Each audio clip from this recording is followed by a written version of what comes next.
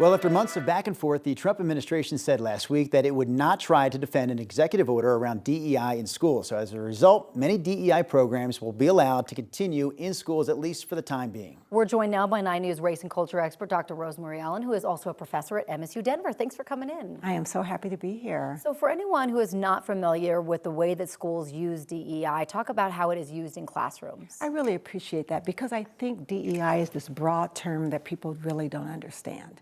And I want to talk today about the importance of DEI in allowing teachers and families to work together to ensure children's needs are met. For instance, culture, race and culture. What we found is that all parents across all racial and cultural groups want the same things for their children. They want them to be happy and safe and successful. How success is defined is different based on lived experiences, history, and culture. For example, very early on, we teach our children how to respond to adults, how to behave, if we want them to be independent or not, how we want them to talk to other people, and basically live in the world. And by removing this mandate, teachers are more able to really talk to families about what their expectations are for their children. Because you're saying that, there's going to be differences family to family. Absolutely. For example, the difference between independence and interdependence. There are some families who by age of 2 or 3, they value independence and they want their children to be able to put their coats on and put their socks and shoes on, feed themselves and all those things. But on the other hand, there are cultures that value interdependence, and it's important to them that their children be able to ask for and also receive help. In some families, children are allowed to question adults, to have a voice, to negotiate. In other families, obedience is valued. We are the law. Listen to us. Yeah, so imagine what happens at school based on the different cultures. If the teachers from a culture where obedience is expected and a child is always questioning and negotiating and asking why, that child might be labeled as defiant.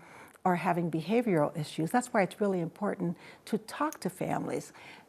In this way, DEI is not a bad thing. It's just saying that we will honor and value all cultures that children bring into the classroom. Early childhood is so important. It keeps me up at night thinking about like the impact that you make on kids at such a young age. I'm in that age group right now. I have a 5- and 6-year-old. Talk a little bit more about some examples of differences showing up in that early childhood. Oh, and it's just so important. Just behavioral expectations. You know, your children may be allowed to get up and stand up and move around, and in some other cultures, sitting down quietly, folding your legs, putting your hands in your lap.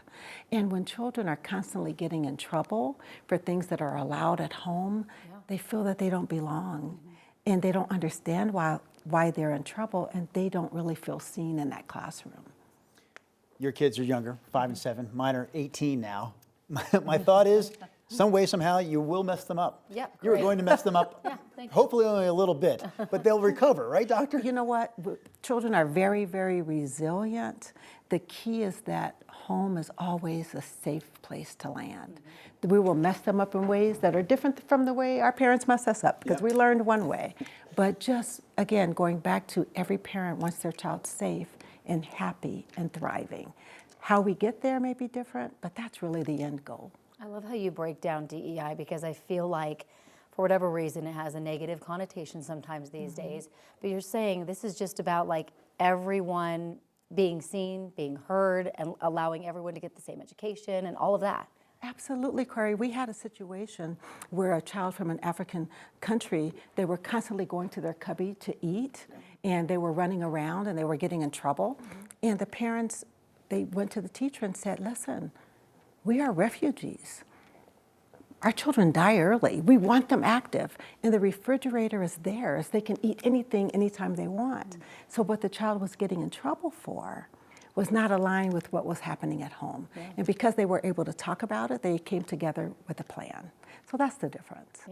Dr. Allen, we do appreciate you joining us here today. Thank Sometimes you a difficult topic, but you navigate us through it very nicely. I Thank you. appreciate that. Thank you. All right, Katie, listen.